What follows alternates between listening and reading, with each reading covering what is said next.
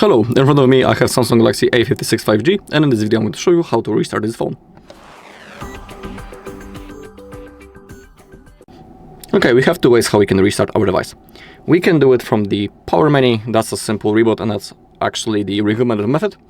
But we can also use the forced restart. Let's begin with the first method. All you need to do is to launch the power menu, and we'll do it by holding the power key and volume down at the same time for a few seconds, and now we have our power menu. Now all you need to do is to tap on the restart, and if you tap again, your device will be turned off, and after a few seconds it will be automatically turned on again, and our device will be ready to use. That's the first method. When it comes to the forced restart, we also need to use the power key and volume down, but this time we need to keep holding both buttons until our screen turns off. So hold both buttons, keep holding, don't release.